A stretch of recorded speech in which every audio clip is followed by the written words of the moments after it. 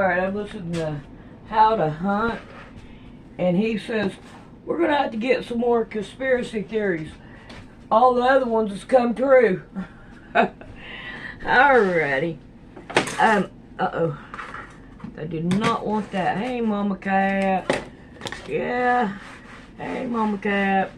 Alright. We have this one. And we have this one. Now, this one right here is the one that I would like to do. So, as I'm going through these, I'm going to see what I could do to cut some more of these. And come on, Mama Cat. And I got this one because this is the one that I need, and they have to be cut in half. So I'm going to get busy and try to cut everything down that I can.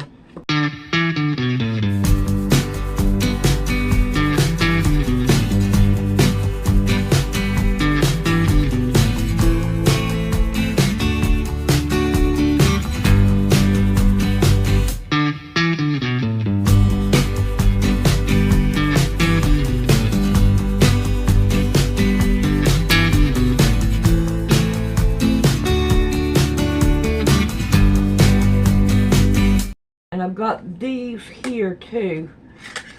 So I'm hoping, well, if Mama Cat will let me do it, she is going to get on my box. Alright. Let's see what we could do. No matter. Stargate Voyager. Well, I am super excited to be joined by JT Follows JC in this interview, and we are going to get into all kinds of crazy topics like old world architecture, Tartaria, mud flood theories. We're going to jump into the Nephilim of old and portals. We got to talk about portals because, I mean, my handle name is Stargate Voyager, so if you know me, you know I love talking about portals. But JT, how are you, my friend? I'm doing excellent, brother, man. Appreciate you having me on. Hey, it's awesome. It was great to be on your show not too long ago. And, man, you've just been crushing it on Instagram, on YouTube. Everybody, pull out your phones and follow at JT Follows at JC if you like these interesting topics that we're going to get into. But, man, you've been posting several videos lately about old world architecture and your theory of a cover-up regarding, some call it Tartaria, mud flood. Again, you released a film called Ancient Angels that gets into the Nephilim topic. So I'm excited. We got a lot to talk about in a little bit of time, but I thought we'd start out, just kind of tell our listeners, our viewers, a little bit about you. How'd you get into these topics? Did it start at a young age, or was it just the last few years? What led you to this journey of pumping out all this content on these topics, many that delve into the ancient world? Well, yeah. So it's funny that I hadn't, I'm what someone would call as a conspiracy theorist or a truther, whatever label you want. But I think 2020, like a lot of people, was the year that really woke me up. Obviously there was signs of maybe the awakening before that, but like that was the year that, most people either they woke up around 9/11, 2001, or they woke up around somewhere around, in 2020, and I'm the latter. And so when I did wake up, I started to notice all the kinds of craziness in the times and just weird stuff. And at one point I felt like compelled through my faith to like start talking a little bit on social media, just things that I felt like exposing truth and things like that. So I got a TikTok account. My brother encouraged me to get on there, and I thought, why would I ever do that? Like, that's for like 13-year-old girls dancing. But then he was sharing videos about like the Illuminati and all these conspiracies. I was like, oh, this is kind of interesting. And at one point I saw there was a weird statue in front of the UN. I don't know if you remember, this was a couple years ago. And it looked almost like straight out of the book of Daniel. It was like a beast statue. It was like a lion that had, or like a lion, tiger, leopard thing with wings, and everyone's like, oh, that's straight out of Daniel. So I made a video about that. And then so at that point, I kind of like, with 3 followers, I had 10,000 views on that video. Before you know it, I had 1,000 followers. I did a little series on that stuff. And before you know it, I had a video that had like 1 million views.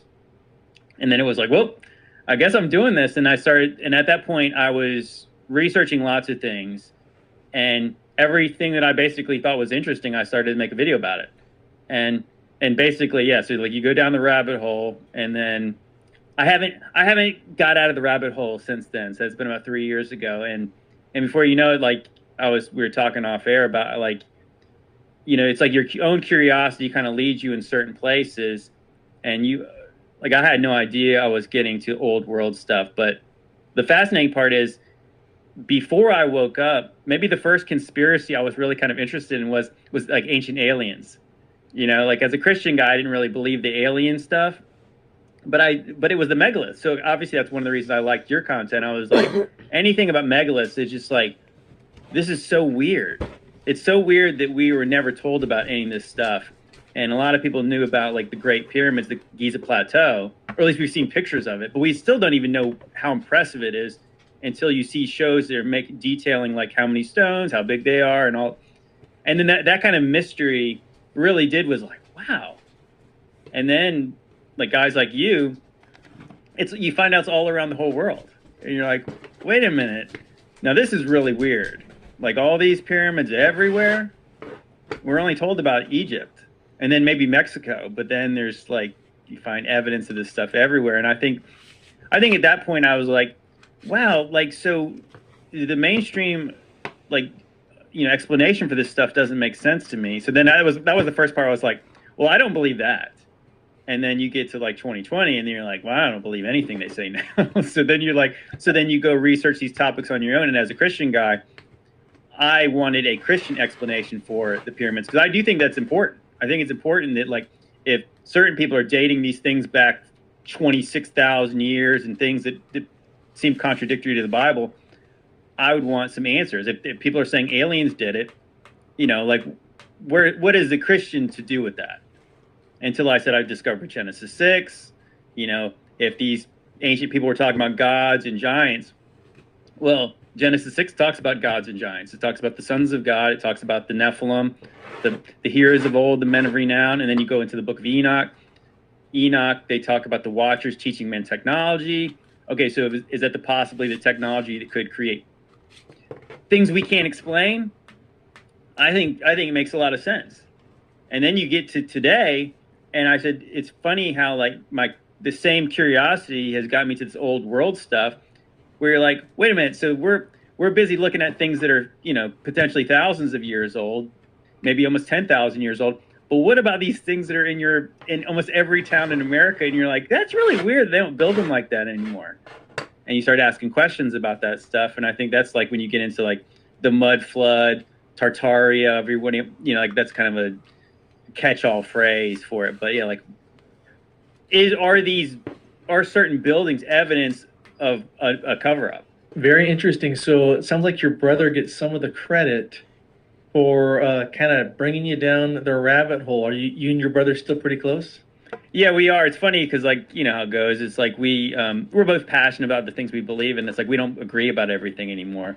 But I remember when he was first exposing me to certain conspiracies, and I was like, no way. Because, of course, I was, like, asleep then. I was still pursuing, like, all the things that they tell you to want in this world. And I just thought, like, that doesn't fit in with what I'm doing. Like, I don't need... You know, it's kind of like that, yeah, people don't want to know certain conspiracies.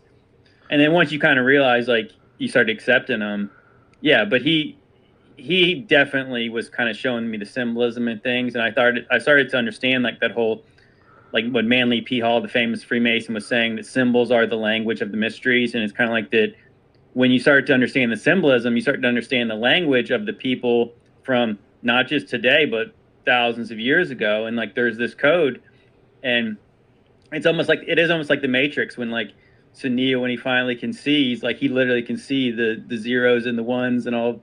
You're like, okay, now I see past what they want you to see. And I guess a lot of times I don't have answers. I think I'm one of those people. I'd like to say that curious, and I try to be intellectually honest, where I say, I don't have, I'm not going to be able to answer everyone's questions, but I'll just have more questions, like, Right. or I'll be skeptical of answers. You're a critical thinker. Well, your brother's probably got to be pretty impressed, man, with where you've grown your platform now. And so then it sounds like 2020 really awakened you and awakened so many around the world. And some of what you shared reminds me of, I guess, my first awakening to ancient history back in like 2012. And I've shared this when asked, how did you go down the rabbit hole with history? I'll never forget that one day, again, around 2012, I was always into ancient history, always intrigued, like you, always knew there was probably more. But I remember sitting there doing a search for ancient architecture. All these images pop up, and there is a wall of Sacsayhuaman in Peru. Mm-hmm. And I remember zooming into the screen going, what am I looking at? And I'm thinking immediately, how have I never seen this before in my life? What is going on? This is so superior to any Inca, all the Inca stuff I'd seen, right? Mm-hmm. And again, that led me down deeper and deeper into realizing there was, I believe, a far older civilization that built this. And then you learn that the mainstream says, no, the Inca built it. And then you ask the $1 million question, well, why are they telling us that? So you do this awakening, you start these channels, social media, and it sounds like you're on TikTok, YouTube, Instagram, Facebook, all the places, right? Yeah, pretty much. I got a Rumble channel too. Like, I've tried to diversify. I think I started making podcasts. So like, I'm on Spotify and Apple Podcasts. But like, the best place to see some of the stuff that I'm talking about. Like I was telling you before, I started with making very short videos, and now I've started to make. After we made Ancient Angels, we started to make more podcasts and long form stuff, and then so then the reels are kind of a byproduct, unless it's something that's super hot and it's like you just grab my phone in my car and just start talking about it and just make a quick reel. But yeah, typically I want to talk more about it because, yeah, like the reels are supposed to get people curious about the things that you're talking about, right? Well, as a content creator, you find out real fast how much time editing takes, right? Right, for sure. The magical word is, how can I repurpose what I've already done in short form? Because it's crazy. Again, if you have even a slight perfectionist mindset like I do, how long a stinking 1-minute video can take to create when you add music, edit out all the ahs and ums, add the captions, add your overlays. Dude, it can take an hour plus. Definitely. Well, I mean, I think that, some people ask me sometimes because like they've ask me like who edits my videos, and I'm like, I do. And then they're like, do you use like an AI program? I'm like, no, I edit them, I cut them, I clip them, and I make them exactly like they are. And I know there's programs to do it, but it's like, but once you start doing it, I'm sure like you're like me, where like the AI is never going to do it as good as you do it, because you know exactly what you want to say and you want exactly how it's supposed to look. So you're not going to be okay with it being that's fine. It's just, I can't imagine relinquishing that to AI and just hoping it turns out there's no way it could, based on what's in my head, or even farming it out to someone. But so let's get into talking about old world architecture, Tartaria, mud flood. So people that may not know anything about this topic, start out giving us like a 10,000 foot, 30,000 foot view of this topic, and what it means when you say Tartaria, mud flood. And then I want to get into asking you about several specific sites that you have made videos about, and we'll just go deep into this crazy world of old world architecture. Yeah, so basically Tartaria, well, the interesting part about Tartaria is it literally was an empire that's like, for some reason, they never told us about. Now, some people will project that onto every old world, like very impressive building, like stone building in like major cities. And so they'll say that's evidence of this civilization. It's called Tartaria and it's everywhere. Well, that's not exactly correct. I think that what Tartaria was, like I said, was in Russia, like modern day Russia. That's where this empire was. Now, it's interesting, like, good question is like, why don't they tell us about that? But if you see old maps, It's funny, even I got this map behind me up over here. It actually, Tartaria is on it. You know, places like Tartaria and like Hyperborea, like these are on old maps. And it's like, so the question is, why is it on there? But what a lot of people attribute to like these very impressive buildings, kind of almost like good examples of this would be like Washington, D.C. Like, oh, that's weird. They built that place like Rome. That's kind of interesting. And you see all these massive stone buildings. Like, wow. So in this time in like the 1800s, they built very, very impressive things with not a lot of technology. And so I think that some people have asked questions about that. And then you start to look in the timeline of when these buildings were built. And you're like, some of these buildings were built like in a year. And we're supposed to believe that the people with like horses and buggies, like literally went to the quarry, got all the stones. They carved these things with the hand, you know, by hand with chisels, and everything's perfect. And it's like, it's more impressive than the things we make now. It's like I said, it's very similar in the way that like they would try to say that the stuff in Egypt was done with copper tools. And you're like, well, no, I don't see that. Like, you know what I mean? So like, it's almost like, well, this is all they had, so this is what they used. And you're like, no, there's a third option. We don't know what they did. And I think in the same way that we ask questions about this, where like the timeline makes no sense of when some of these buildings were done. So, and there's evidence that very similar architecture, very in the same kind of way that you could say there's pyramids all over the place. That speaks to a worldwide civilization, you know, a connectivity that we weren't told about. I mean, that's what makes sense to most. And in the same way, there's buildings that what you would consider maybe old world, or maybe even some people would say they're colonial style. And they're in places like Japan and China and India, and places they don't really belong. Like we have in our minds a certain type of architecture that's in these places, but no, that literally this kind of like Roman-esque Greek style is everywhere in the whole world. And so some people have theorized like that, yeah, there is this cover up of this civilization that was likely very advanced, more advanced than we are, that was in our recent past. And then some people question like when did this empire, whatever it was, or whatever this civilization was, when did it fall? And that's when people say around maybe like the late 18th century, maybe early 19th century, there's people call something the mud flood. And if you guys aren't sure what that is, there's things buried around the whole world. And I'm sure Derek can speak to this, where it's not just ancient stuff, it's modern stuff, where like modern cities have all kinds of evidence that the buildings are buried up, like the first floors of lots of buildings are buried. Like literally you go to like a major city and you'll see windows, like if a road's kind of on a slant, built on a slant, the building's on a slant, the windows disappear. No, like nobody would build the building like that. The street literally starts to cover up the windows. Or like every kind of old world building has like stairs up to the first floor. But what it seems obvious when you actually can see it, that's not the first floor. That's like likely the second floor, because the first floor is underground. So like you have these first floors that are almost halfway basements, but they're really not. And that's like a good example is like my hometown. I'm near Norfolk, Virginia. It's 7 feet over sea level. They don't build basements around here because they would flood. I mean, because the place floods like crazy. But if you go downtown and you'll find basements, but they're not really basements, all over the place there. And so like what do you do with that? So why would they do that when they had less technology, build basements? Did they not know it flooded back then? Or maybe the conditions were different. And then, so then you see that in modern examples, but like when you see like the Moai statues in Easter Island, you know, it wasn't almost until recently they were like, hey, guess what? They have bodies. Well, yeah, they have bodies. Like they're buried like 20 feet under the ground in some cases.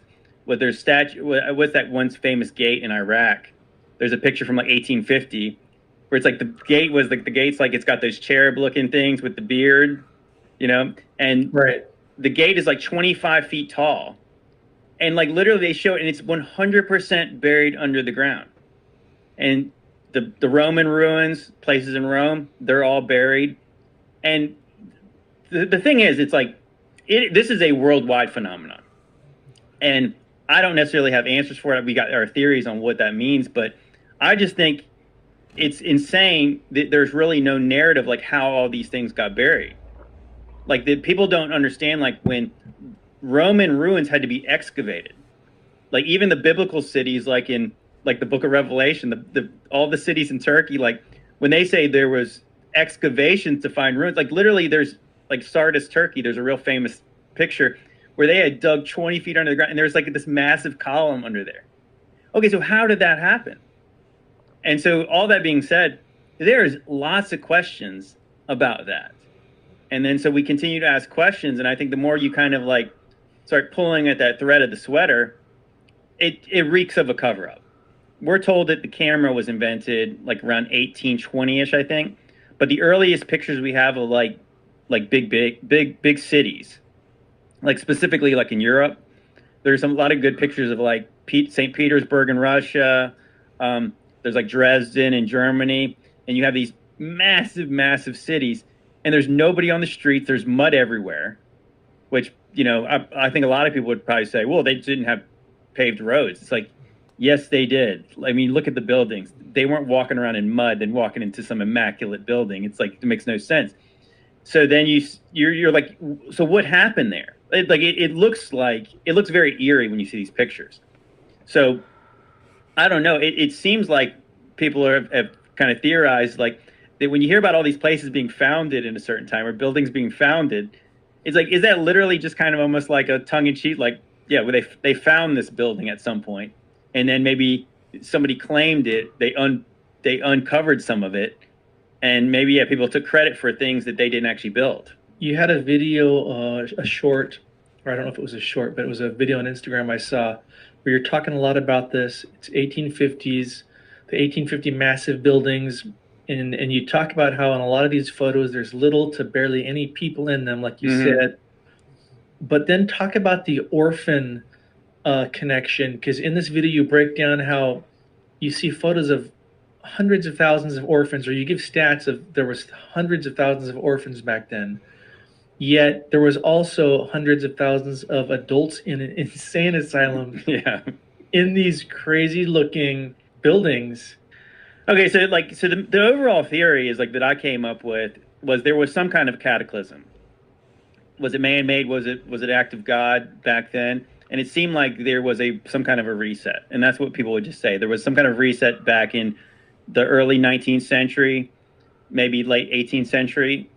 And so what's interesting, again, you think about like 1776. There's the revolution in America. There's a revolution in France right after that time. There's wars all over the place around this time. Like the 1800s was like the craziest time like in the whole world. Like every major city was on fire. There's all kinds of crazy stuff. And that's what I was saying. So when you see these pictures, and there's lots of them, of just like these cities that just look completely just uninhabited. Like you couldn't take a picture of like a major city like that and there'd be no people on it. Like, what do they tell everyone to stay inside? Now, some people will say, oh, that's because of exposure. No. That wasn't because of exposure, because if there was people walking around, there'd be little blurs. But there's not. It almost feels like that the picture was taken with some intent to show this is crazy. Check out this city. There's nobody in it. And then so shortly after that, there's a story of the orphan trains. So I believe in America, it was like from like 1860 to 1929. There's 250,000 kids going on orphan trains. Like this, like I said, this is when you go down the rabbit hole and you're like, that is the weirdest thing. Because I've heard people make videos about that, and I said, there's no way that could be true. That doesn't make sense to me. Like 250,000 kids. So you got to think about it. We're told worldwide there was 1 billion people in 1800, like worldwide. So you think about 250,000 around that time, multiply that number by about 12, and that would maybe be equivalent to what it would be like today. Like, you could only even imagine that many kids who have no parents, and they're just being shipped around the country. And this is just in the United States. So I believe this is a worldwide phenomenon too. So my question was, like, you start to see no people in certain pictures. Then later on, you start to see people, like cities like Paris and London, and everybody you see in these pictures, it looks like people are tourists. They're all dressed like aristocrats. Everybody's dressed to the nines. They got top hats, they got canes. Women are all dressed up in their big dresses. And so who's working in the factories? Not those people. Who's working in the fields? I don't think that those people are working in the fields or the factories. So who's doing all these jobs that they would need people to do? And I believe that's where the orphans came in. So you have all these orphans getting shipped around, and then you start to see at the same time, you start seeing these crazy pictures of like kids working in factories and working in fields, like kids that are working big machinery in factories that they don't seem big enough to even operate. Like they're standing on boxes to do things. And, I'm sure some people would say, oh, well, that's because they didn't have child labor laws. Of course they didn't. But I don't think that if you're trying to make money, I get it. You could pay a kid less. But a kid is not producing like a man could, right? Like, I mean, you'd have to babysit the kids too, basically. It's like you can't they just turn them loose in the factory? Like, that's not efficient by any means. But the crazy thing is, like, so the question is, so where did these kids come from? Well, you could say there's wars going on at the time. There is. You could also say that there's fires happening in these cities. Sure. But also at the very same time, I want to say in 1900, there was 150,000 people in insane asylums in America. And people are getting locked up for stuff like religious extremism and very weird things. They're just being put into nut houses. And so I started to theorize, maybe those are the parents. Those kids were taken away from these parents and they were put into, basically the workforce. And I believe those kids are the first ones who are basically getting taught, like in the modern school system, and they were getting taught a false history.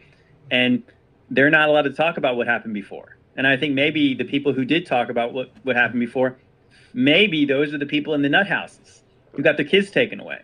So they can't actually tell you what actually happened. And I'm sure you know, Derek, that when you start to try to find old books, it's not easy to find old books, like books before 1850. And when you do find them, there's weird stuff in them. Like there's lots of weird anomalies that we're not taught about. And I think that, again, it reeks of a cover up. There's also evidence in like these fairs, like, well, you have the world fairs. Before you get into that, like places like Coney Island, they have these weird exhibits with like incubator babies. And it's like, what is going on? Like, you have like the ads for like Cabbage Patch Kids and stuff like that. And you're like, I don't know what to do with this. It seems like if you don't look into it, you would say there's no merit to any of it, but there is. Like, there was a weird time happening, and the real question is why. We're not really taught why. Like, if you see like a famous old picture of like St. Petersburg, it's as big as it is today. Like these cities, these major cities all around the world, when you see early pictures of them, they're as big as they are today. And so these places don't look like they're on the rise. They just look like they've got tons of infrastructure there that are built for cities that could have millions of people in them. But there's obviously not millions of people, or at least I don't believe that there was. And so the buildings were repurposed later to do other things. That's why it's funny, like we were saying, that you have in America back in those days, there was thousands of orphanages. Like there's like the orphanages as we knew it then don't exist. Obviously, we know that there's ways for kids to be adopted and stuff like that, but that's not like wholesale orphanages, where these places literally look like castles in America. Same thing where you have insane asylums that look like castles. Then you even have prisons that look like castles all around the country. And so just knowing like how things are now, why don't we build things that look like castles anymore? We don't. And it's like the idea that we ever did, like you would ever build a castle and then decide to turn it into a prison or an insane asylum. Again, so we don't really have insane asylums anymore. They don't exist anymore. Orphanages like those don't exist anymore.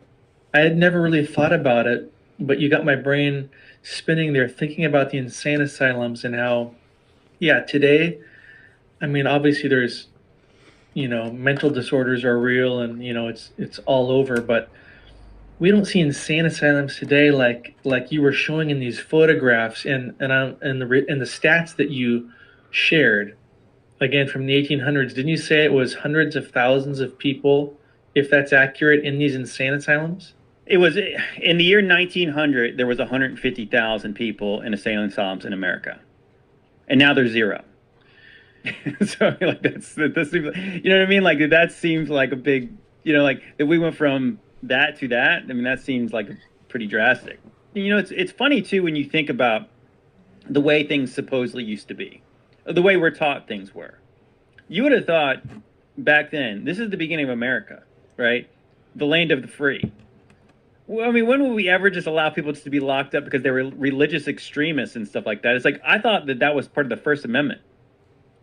You know, like you get a court to sign off and this person's crazy enough to just to take all their rights away. Like that seems like I don't know, that seems kind of messed up. And you just like, we're taught a certain way about how this place grew. But when you actually, like I said, when you actually start to examine some of it, it really just makes no sense. Again, like that, you think about a lot of these buildings are like public buildings. But we're told that in this country, they threw T&O Harbor because they didn't want to pay taxes anymore. But then who funded all these public buildings that are all over the place? You know, like a lot of these buildings were created before there was like income tax and stuff like that in these places. So who, right. Like, you know, who was investing all the time and the money into building a very elaborate, detailed, beautiful building, and in order to take people, you take their rights away and shove them into these places, not criminals, people they deemed insane. By who? Yeah, so it sounds like you're saying they weren't in the insane asylums necessarily because of mental disorders or drugs or whatever. It might have been a more nefarious system of lawfare that was just condemning these people to their fate, right? Well, yeah, possibly. The question is like, so some people would ask, like, how could some of these things that I'm saying, how could they be true without people saying it? Well, that's